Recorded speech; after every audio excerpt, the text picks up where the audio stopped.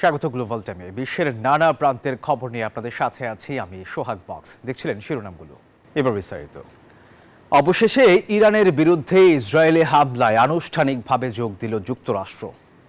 ইরানের 3টি পারমাণবিক কেন্দ্রে মার্কিন হামলা বাহিনী হামলা চালিয়েছে বলে দাবি করে সামাজিক মাধ্যমে পোস্ট করেছে দেশটির প্রেসিডেন্ট ডোনাল্ড ট্রাম্প। তবে হামলার তথ্য নিশ্চিত করলেও পারমাণবিক উপকরণ আগেই সরিয়ে ফেলা হয়েছিল বলে দাবি করেছে তেহরান। এদিকে মার্কিনে হামলা হলো কেবল যুদ্ধের শুরু, এমনটাই জানিয়েছে ইয়েমেনের হুথি বিদ্রোহীরা। শেষ পর্যন্ত ইরানে সরাসরি হামলা চালালো যুক্তরাষ্ট্র। ইসরায়েল ইরান সংঘাতে নিজেদের অংশগ্রহণের সিদ্ধান্তের জন্য 2 সপ্তাহ সময় নিলেও দুদিনও পেরোতে দিলেন না ডোনাল্ড ট্রাম্প। শনিবার ট্রুথ সোশ্যালে মার্কিন প্রেসিডেন্ট দাবি করেন, ইরানের ফোর্দো, নাতানজ ও ইস্পাহান পারমাণবিক স্থাপনায় সফল আক্রমণ সম্পন্ন করেছে যুক্তরাষ্ট্র।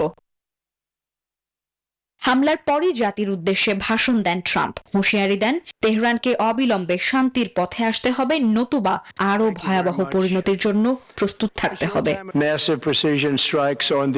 যদি তারা শান্তি স্থাপন না করে, ভবিষ্যতের আক্রমণগুলি আরও অনেক বড় হবে। ইরানও হামলার সত্যতা নিশ্চিত করেছে, তবে তাদের দাবি 3টি পারমাণবিক কেন্দ্র থেকে গুরুত্বপূর্ণ উপকরণ আগেই সরিয়ে নেয়ায় কোনো অপূরণীয় ক্ষতি হয়নি। ইরানি পারমাণবিক শক্তি সংস্থা জানিয়েছে, তাদের পারমাণবিক অগ্রগতি থামানো হবে না। কঠিন প্রতিশোধের অঙ্গীকার করেছেন ইরানের সর্বোচ্চ নেতা আয়াতুল্লাহ আলী খামেনি। এরই মধ্যে ইসরায়েলের প্রধানমন্ত্রী বেনিয়ামিন নেতানিয়াহু বললেন, ইরানে হামলার ট্রাম্পের সিদ্ধান্ত বদলে দেবে ইতিহাস। ইরানের পারমাণবিক স্থাপনায় মার্কিন হামলাকে যুদ্ধের সমাপ্তি নয়, বরং প্রকৃত যুদ্ধের সূচনা বলে অভিহিত করেছেন ইয়েমেনের হুথি বিদ্রোহীরা। মার্কিন হামলার নিন্দা জানিয়েছে হামাস। এদিকে শনিবার ওআইসি সম্মেলনে তুর্কি প্রেসিডেন্ট রিসেপ তাইয়েপ এরদোয়ান বলেছেন, এই কঠিন সময় পার করতে সক্ষম হবে ইরান। নেতানিয়াহুর সরকার আঞ্চলিক শান্তির পথে সবচেয়ে বড় বাধা। Desk report, news 24।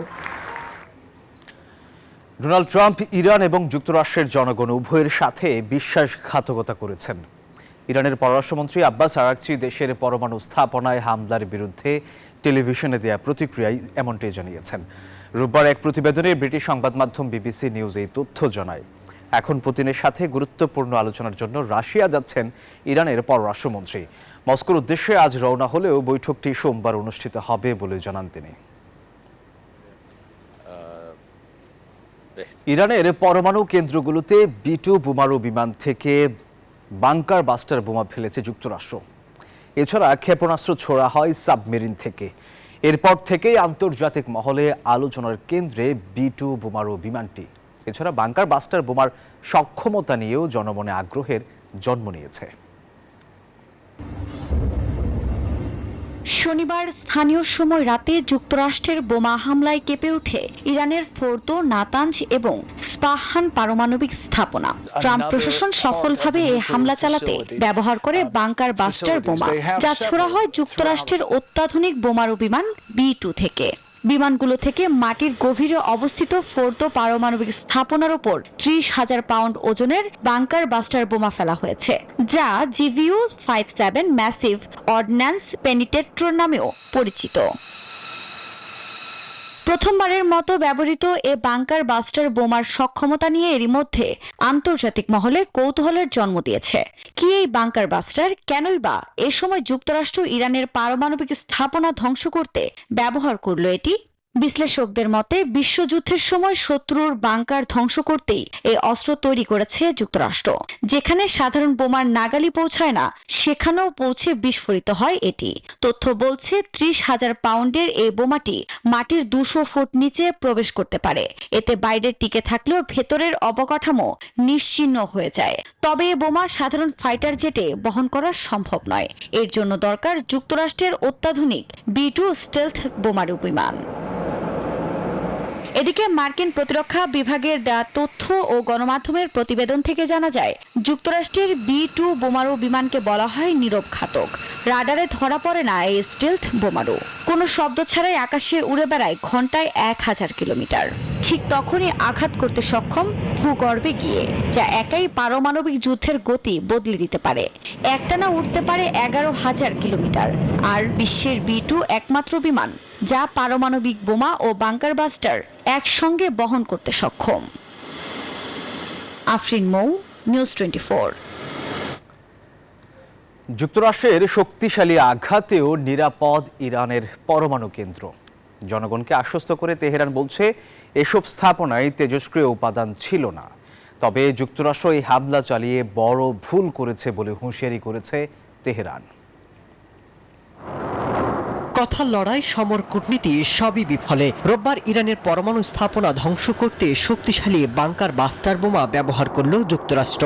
অনেকের শঙ্কা ছিল এই বোমার আঘাতে ইরানকে হয়তো পরমাণু শূন্য করা সম্ভব। তবে 3টি পরমাণু স্থাপনায় কয়েকটি বাস্টার বোমা আঘাতের পরও এসব স্থাপনা নিরাপদ বলে জানিয়েছে তেহরান। ইরানের পবিত্র শহর কোমের নিকটে ফর্দ পারমাণবিক স্থাপনাটি অবস্থিত। 2009 সালে প্রথমবারের মতো জনসম্মুখে আসার পর থেকে এর আসল প্রকৃতি এবং পরিসর নিয়ে ব্যাপক জল্পনা কল্পনা শুরু হয়। মাটির প্রায় 300 ফুট গভীরে এই পারমাণবিক স্থাপনাটি তৈরি। তবে যুক্তরাষ্ট্রের বাস্টার বোমা পৌঁছাতে পারে মাত্র 200 ফুট গভীরে। যে কোনো বিমান থেকে সেখানে বোমার আঘাতে এটি ধ্বংস করা প্রায় অসম্ভব। যদিও ডোনাল্ড ট্রাম্প এই হামলা সফল বলে দাবি করেছেন, বলছেন ফর্দ পারমাণবিক স্থাপনা ধ্বংস হয়ে গেছে। তবে ইরান এই দাবি প্রত্যাখ্যান করে বলছে পারমাণবিক স্থাপনার একটি অংশে বিমান হামলা হয়েছে, ইউরেনিয়াম আগেই সরিয়ে নেওয়া হয়েছে। এসব স্থাপনায় কোনো তেজস্ক্রিয় ছড়াচ্ছে না, জনগণ সম্পূর্ণ নিরাপদ। তবে যুক্তরাষ্ট্র এই হামলায় জড়িত হয়ে বড় ভুল করেছে বলে হুঁশিয়ার করেছে ইরান। তারা বলছে ইরানের পরমাণু কর্মসূচি অব্যাহত থাকবে, বরং যুক্তরাষ্ট্র হবে এবার ইরানের নিশানা। মাসুদ রানা, নিউজ 24। যুক্তরাষ্ট্রের হামলার জবাবে এবার ইসরায়েলে পাল্টা আঘাত ইরানের। রবিবার তেল আবিবের বিভিন্ন সামরিক ঘাঁটি ও বিমানবন্দর লক্ষ্য করে মিসাইল ছুড়েছে তেহরান। এতে আহত হয়েছে 86 জন। এই তথ্য নিশ্চিত করেছে ইসরায়েলের একাধিক গণমাধ্যম। ইরানের পারমাণবিক স্থাপনায় যুক্তরাষ্ট্রের হামলার কয়েক ঘণ্টা পরই একের পর এক বিস্ফোরণে কেঁপে ওঠে ইসরায়েল। রবিবার সকালে পাল্টা আক্রমণ হিসেবে রাজধানী তেল আবিব সহ 10টি স্থানে ইরানের রকেট আঘাত হানে বলে জানায় ইসরায়েলি জরুরি পরিষেবা বিভাগ। এছাড়া ইসরায়েলের প্রধান বেন গুরিয়ন আন্তর্জাতিক বিমানবন্দর, গবেষণাগার ও কয়েকটি সামরিক ঘাঁটি লক্ষ্য করেও হামলা চালানো হয়েছে বলে দাবি IRGC-র। এই হামলায় দূরপাল্লার ক্ষেপণাস্ত্র ব্যবহারের কথাও জানায় তারা। এই ঘটনায় বেশ কয়েকজন আহত হয়েছেন বলে জানা গেছে। ধ্বংসস্তূপের নিচ থেকে স্থানীয়দের সরিয়ে নেয়ার কাজ করছেন উদ্ধারকর্মীরা। এর আগে ইরানের ফোর্দো, নাতাঞ্জ ও ইস্পাহান পারমাণবিক স্থাপনায় B2 বোমারু বিমান দিয়ে বোমা হামলা চালায় যুক্তরাষ্ট্র। এর পরপরই সামাজিক যোগাযোগ মাধ্যমে হামলার বিষয়টি জানান মার্কিন প্রেসিডেন্ট ডোনাল্ড ট্রাম্প। ইরানও 3 স্থাপনায় বিস্ফোরণের বিষয়টি নিশ্চিত করে। আফরিন মৌ, নিউজ 24। যুক্তরাষ্ট্রের মার্কিন হামলার পর ইরান এখন এক কঠিন সিদ্ধান্তের মুখোমুখি। দেশটি কি নীরব থেকে পরিস্থিতি পর্যবেক্ষণ করবে, নাকি তাৎক্ষণিক কঠোর প্রতিশোধ নেবে, অথবা অপেক্ষা করবে উপযুক্ত সময়ের জন্য, যখন মার্কিন ঘাঁটিগুলো আর সর্বোচ্চ সতর্ক অবস্থায় থাকবে না। ইরানের সামনে থাকে এই 3টি সম্ভাব্য পথ এবং তার পরিণতি নিয়ে এখন চলছে চুলচেরা বিশ্লেষণ। মার্কিন হামলার জবাবে ইরানের সামনে এখন খোলা রয়েছে 3টি পথ। প্রথমত, সম্পূর্ণ নীরব থাকতে পারে ইরান। এতে নতুন করে মার্কিন হামলার আশঙ্কা কমবে ঠিকই, তবে দেশের অভ্যন্তরে সরকারের ভাবমূর্তি ক্ষুণ্ণ হওয়ার ঝুঁকি রয়েছে, যদিও কূটনৈতিক পথে আলোচনার একটি সুযোগও তৈরি হতে পারে। দ্বিতীয় পথটি হল তাৎক্ষণিক ও কঠোর প্রতিশোধ। ইরানের হাতে থাকা বিপুল সংখ্যক ব্যালিস্টিক মিসাইল দিয়ে মধ্যপ্রাচ্যের প্রায় 20টি মার্কিন ঘাঁটিতে হামলা চালানো সম্ভব। এমনকি ড্রোন এবং দ্রুতগতির টর্পেডো বোট ব্যবহার করে মার্কিন যুদ্ধজাহাজেও সমন্বিত হামলা চালাতে পারে তারা। শেষ বিকল্প হলো উপযুক্ত সময়ের জন্য অপেক্ষা করা। বর্তমান উত্তেজনা প্রশমিত হওয়ার পর যখন মার্কিন ঘাঁটিগুলোর সতর্কতা শিথিল হবে, তখন অতর্কিত হামলা চালাতে পারে ইরান। এক্ষেত্রে হামলার লক্ষ্যবস্তু এবং তীব্রতা নির্ধারণে পাওয়া যাবে কৌশলগত সুবিধা। নিবির আমিন, নিউজ 24। এখন তেল আবিবে সাইরেন অচেনা শব্দ নয়। আকাশে সাইরেন বাজলেই ছোট বড় সবাই ছুটছেন আশ্রয় কেন্দ্রের দিকে। যুদ্ধ যেন এখন তাদের নিত্যদিনের এক বাস্তবতা। ইসরায়েল ইরান যুদ্ধ শুরুর এক সপ্তাহ পর রাজধানী শহরে প্রতিটি পরিবার যেন যুদ্ধের প্রস্তুতি রুটিন শিখে ফেলেছে। কেউ গদি, কেউ স্লিপিং ব্যাগ, আবার কেউ খাবার আর পোষা প্রাণী নিয়ে আশ্রয় নিচ্ছেন ভূগর্ভস্থ বাংকারে। সঙ্গে আনছেন কিছু বোর্ড গেম, সময় কাটানোর আশায়।